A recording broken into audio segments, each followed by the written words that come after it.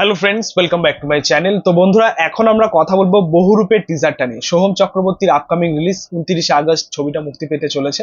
তো টিজারটা ইতিমধ্যেই আর কি ড্রপ করা হয়েছে, 3-4 দিন আগেই ড্রপ করা হয়েছে। আমি দেখেছি, বাট সেটা নিয়ে আর রিভিউ করা হয়নি। আজকে আমরা কথা বলবো টিজারটা নিয়ে, এবং তার পাশাপাশি এই ছবির মাধ্যমে কি সোহম চক্রবর্তীর কামব্যাকটা হবে, আমরা সেটা নিয়ে কথা বলবো। প্রথমত এই মুহূর্তে দাঁড়িয়ে যেটা বলবো আমি, যে আমরা দেখতে পাচ্ছি যে রিসেন্ট টাইমে যে কোনো সিনেমার জন্যই মানে প্রমোশনটা হচ্ছে গুরুত্বপূর্ণ একটা পয়েন্ট।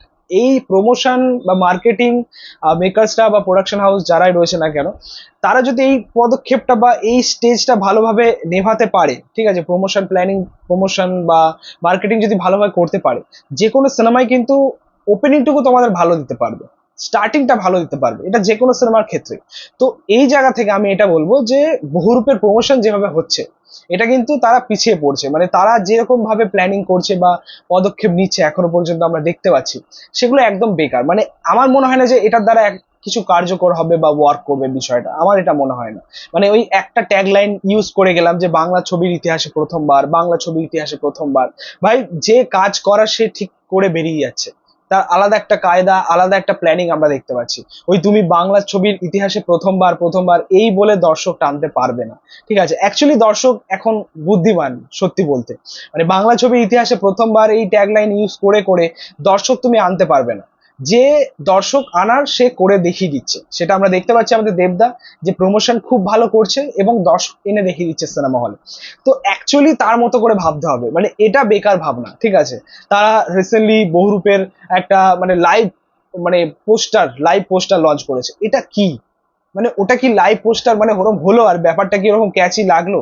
এর থেকে নর্মালি যদি পোস্টারটাকে আরো ক্যাচি ভাবে আনতে পারতো, মানে আরো যদি ভালোভাবে পোস্টার আনতে পারতো, সেটা আরো ভালো লাগতো। অ্যাকচুয়ালি সেখানে ঘটনাটা হয়েছিল আর কি, প্রমোশনটা মানে তারা যে পোস্টার লঞ্চটা করেছিল, লাইভ পোস্টার লঞ্চ বাংলা ছবির ইতিহাসে প্রথমবার, ঠিক আছে, করেছে।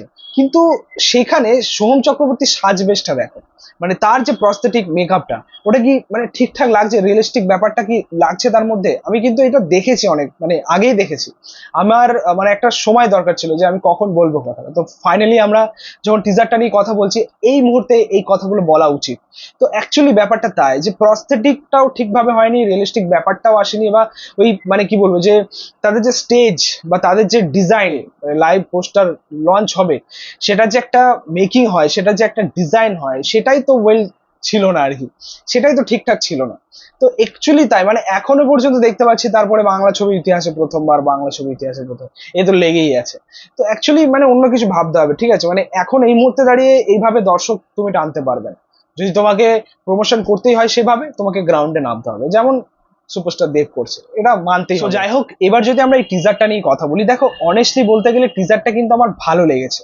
বাট আমি এটা বলবো না যে এই ছবির মাধ্যমে সোহম চক্রবর্তীর কামব্যাক হবে। কারণটা হচ্ছে, দেখো দেবজিৎ, সোহম, তারা কিন্তু এক সময়টাই মানে বলতে পারো ওই সময়টা করেই উঠেছে, যে সময় তাদের মানে হিউজ একটা মানে ফ্যান বেস ছিল আর কি আমাদের বাংলায়। সেই সময় তাদের রমরমা বাজার, দেবজিৎ, সোহম, এদের প্রত্যেকেরই।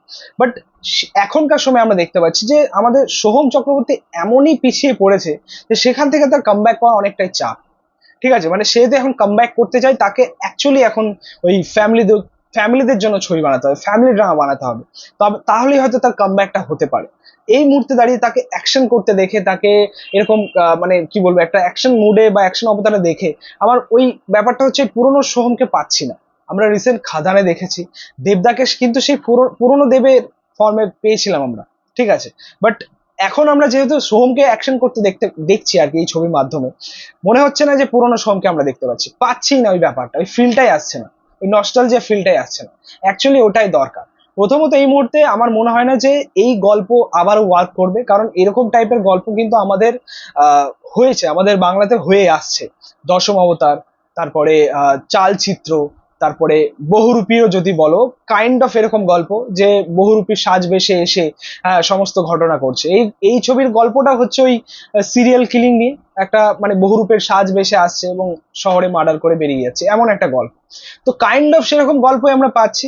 এবার দেখো, আমার টিজারটা ভালো লেগেছে, তাদের যেরকম চেষ্টা দেখলাম, তাদের গল্প বলার যা ধরন দেখলাম, সেটা আমার বেশ ভালো লাগছে। বাট আলটিমেটলি তারা কিভাবে এক্সিকিউট করে সেটাই হচ্ছে দেখা, এবং এই গল্পটা ওয়ার্ক করবে কিনা সেটাই হচ্ছে দেখা। বাট টিজার লেভেলের কাজ, টিজারের মেকিং, টিজারের মানে story telling, look and feel, হ্যাঁ মানে এই প্রত্যেকটা জিনিস খুবই ভালো লাগছে, ক্যাচি লাগছে। বাট ওয়ার্ক করে কিনা এটা দর্শকদের হাতে, সত্যি বলতে। পাশাপাশি আমরা এই ছবির মধ্যে সোহম চক্রবর্তীকে ডিফারেন্ট অবশ্যই চরিত্রে পাচ্ছি। হ্যাঁ, আমরা বিভিন্ন লুকে তাকে দেখতে পাচ্ছি। বাট যে বয়স্ক লুকটা দেওয়া হয়েছে, প্রস্থেটিক একদম ভালো লাগছে না। তারপরে আমরা ইদিকা পালকেও আলাদা ক্যারেক্টারে দেখতে পাচ্ছি। আমরা ইদানিং তাকে যে সমস্ত সিনেমাতে দেখেছি, কমার্শিয়াল ছবিতে দেখেছি, অ্যাকশন ছবিতে দেখেছি, বাট সিম্পল রোলে দেখেছি। বাট এখন কিন্তু তাকে আমরা একদমই আলাদা, একদমই হিংস্র একটা লুকে দেখতে পাচ্ছি। তো অবশ্যই তাকেও বেশ ভালোই লাগছে। এবং এটাও বলতে হয় যে ইদিকা পালকে আমরা রিসেন্ট টাইমে যে কটা ছবিতেই পেয়েছি আর কি, কমার্শিয়াল ছবিতে সুপারস্টারদের সাথে আর কি, যেমন শাকিব খান, দেব, প্রত্যেকটা ছবি কিন্তু ওয়ার্ক করেছে, এবার হিট করেছে, সুপার হিট করেছে। এবার এটাই হচ্ছে দেখার যে সোহম চক্রবর্তীর সঙ্গে তিনি যখন জুটি বেঁধেছেন, তার এই ছবিটা কেমন হয়, সুপার হিট হয় কি। মানে আমরা যাকে বলে থাকি আর কি লাকি চার্ম, ঠিক আছে, যার সাথেই জুটি বাঁধছেন তারই ছবি ব্লকবাস্টার হচ্ছে। সো এবার এটা হচ্ছে দেখার যে সোহম চক্রবর্তীর সঙ্গে যখন জুটি বেঁধেছেন তার ছবিটা কেমন ওয়ার্ক করে, সোহম চক্রবর্তীর কপাল ফিরবে কিনা। আরো একটা বিষয় যেটা খুবই ইন্টারেস্টিং লাগলো এই গল্পটার মধ্যে, বা এখনো পর্যন্ত বলতে পারো, যে সোহম চক্রবর্তীর যে চরিত্রটা রয়েছে তার মধ্যে কিন্তু একটা চারবাকের তথ্য রয়েছে। মানে সেইটাকে ধরেই আর কি গল্পটাকে বলা হয়েছে, বা সেই চরিত্রটাকে বলা হয়েছে আর কি, চারবাক এটাকে নিয়ে। চারবাক দর্শনও বলতে পারো। চারবাক দর্শনে যেখানে বলা হয় যে মানুষের পুনর্জন্ম নেই, আত্মা নেই, ঈশ্বর নেই, মানুষের জন্ম এবং মৃত্যু এটাই হচ্ছে সত্য। তো এরকম একটা বিষয়কে এই চরিত্রটার সঙ্গে কিভাবে দেখাতে পারে, কিভাবে ফুটিয়ে তুলতে পারে, সেটাই হচ্ছে। যাই হোক, ওভারঅল আমি এটাই বলবো যে টিজার কিন্তু আমার বেশ ভালোই লেগেছে, মোটামুটি বেশ ভালোই লেগেছে। বাট তার কামব্যাকটা হয় কিনা সেটাই হচ্ছে দেখার। বাট সত্যি বলতে ওই মানে প্রমোশনের নামে, মার্কেটিং এর নামে শুধু ওই একটাই ট্যাগলাইন ইউজ করা, বাংলা ছবি ইতিহাসে প্রথমবার, বাংলা ছবি ইতিহাসে প্রথমবার, এই সমস্ত করলে কিচ্ছু হবে না, ঠিক আছে। মানে যা করতে হবে একদম রিয়েলিস্টিক ভাবে, একদম গ্রাউন্ডে নেমে করতে হবে, তবেই হয়তো সেটা সেভাবে ওয়ার্ক করবে। মানে তাদের যা প্ল্যানিং সেটা হয়তো সেভাবে কার্যকর হবে। বাট এইভাবে হবে না, ঠিক আছে। তো এটাই ছিল বলার এই টিজারটা নিয়ে। তোমাদের মতামত, রিয়াকশন অবশ্যই কমেন্টে জানো। ভিডিওটা ভালো লাগলে অবশ্যই লাইক, কমেন্ট, শেয়ার করে দিই। পাশে থেকে সাপোর্ট করো, চ্যানেলটাকে অবশ্যই সাবস্ক্রাইব করেছো, পাশে থাকা বেল আইকন প্রেস করে দিই পরবর্তী ভিডিওগুলো আপলোড। Thank you, tata.